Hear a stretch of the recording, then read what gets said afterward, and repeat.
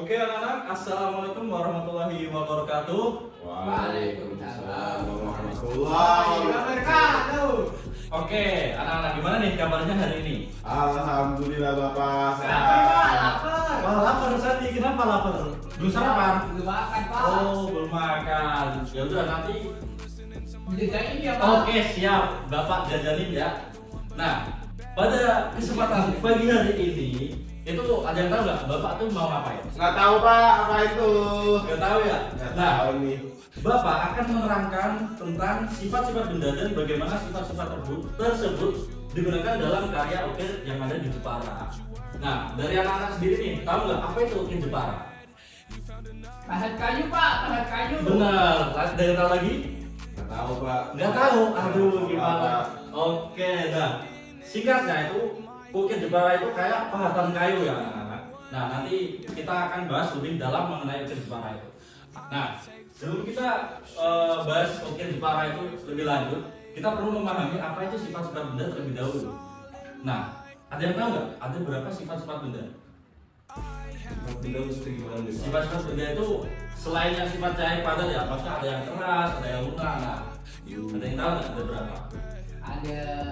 Ada banyak, Pak. Iya, ada banyak. Cuman pada kesempatan kali ini ada 4 yang akan Bapak bahas, yaitu ada sifat keras, terus ada sifat lunak, sifat elastis, dan sifat rapuh.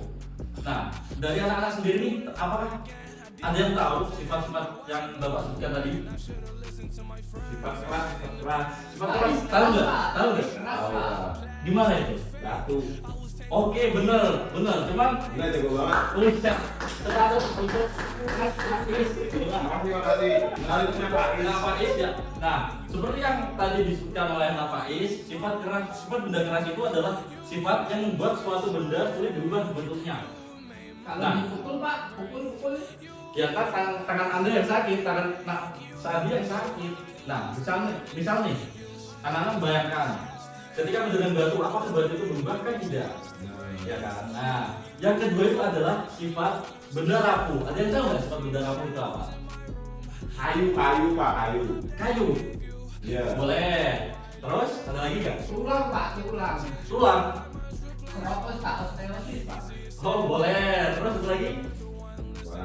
Udah Pak, itu. Oke. Nah, seperti yang tadi disebutkan oleh anak-anak, sifat benda rapuh itu adalah sifat suatu benda yang mudah pecah atau hancur ketika diberikan gaya atau tekanan. Nah, misal nih kaca sebenarnya sifat keras juga, cuman ketika dia jatuh atau ketika dia dipukul atau diapain itu kan pecah, ya kan?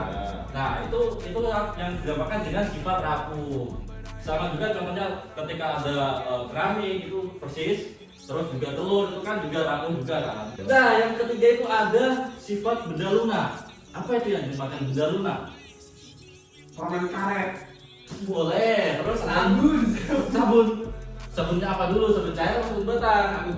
Sabun batang kan keras. Sabun keras. Waduh ini. Nah, seperti yang tadi disebutin oleh Faiz, lumayan betul loh. Sifat benda lunak adalah sifat suatu benda yang mudah diubah bentuknya ketika diberikan gaya. Nah, contohnya nih ada tanah liat, terus ada kapas, lilin. Itu ketika dalam posisi keadaan cair, ketika diberi badan cair itu gampang diubah bentuknya. Iya, Seperti itu. benar. Oke.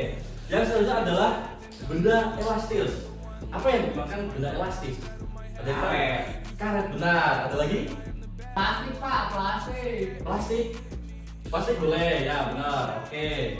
Nah, seperti yang Nak Sandi dan Nak Faiz tadi sebutkan, itu benda elastis adalah benda yang memiliki kemampuan kembali ke bentuk dan ukurannya semula.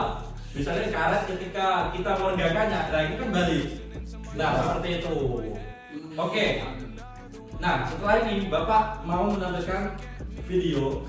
Mohon anak-anak bisa memperhatikan ya. Baik, Bapak. Dan nanti di akhir Bapak akan bertanya kepada anak-anak apa yang anak-anak dapat simpulkan dari video tersebut. Oke? Iya Pak. Oke. Nih. Nah, mohon tolong ya. Kelihatan. Oke.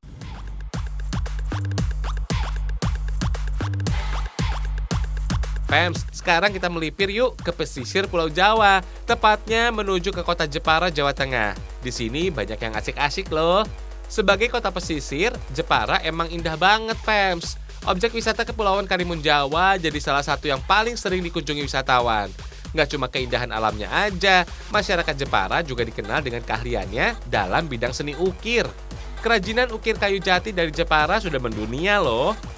Jepara dan seni ukir kayu ibarat dua sisi koin yang selalu berdampingan.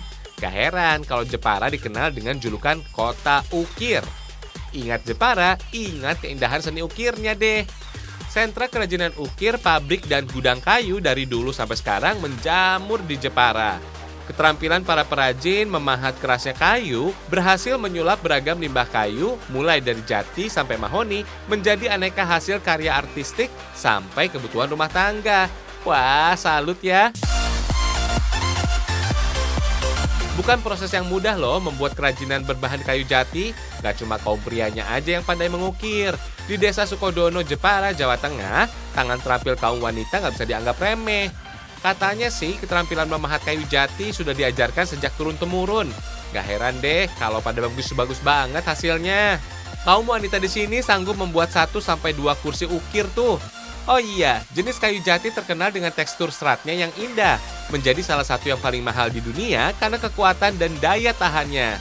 Yang mirip-mirip ada kayu mahoni Fems. Masa tanamnya lebih singkat dengan harga yang lebih murah.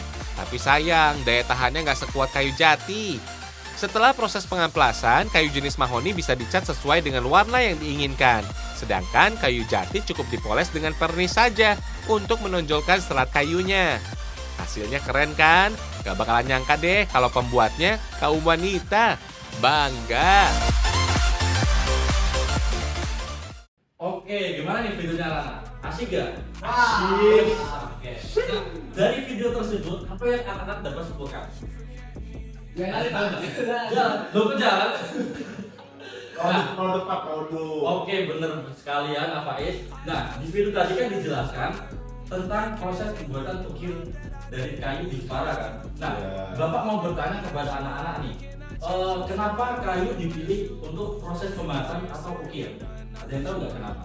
Karena sifatnya kayu, Pak. Sifatnya kayu seperti apa Mas Andi? Itu gampang juga, Pak. Gampang juga. Iya. Gampang juga berarti lunak dong, enggak kan? teksturnya beda pak. Teksturnya beda. Ya. Gimana itu teksturnya Mas Faiz? Teksturnya kasar-kasar atau gimana gitu. Kan kalau kayu kan udah rapuh pak, tadi yang seperti bapak omongkan. Jadi gampang diubah, ukir-ukir gitu. Ya, kurang lebih benar, cuman agak kurang tepat. Sebenarnya itu ukir kenapa dibuat dari kayu, bukan dari batu, dari karet atau dari apapun benda itu. Nah, karena ukir dari kayu itu lebih selain kuat dan juga gampang dibentuk.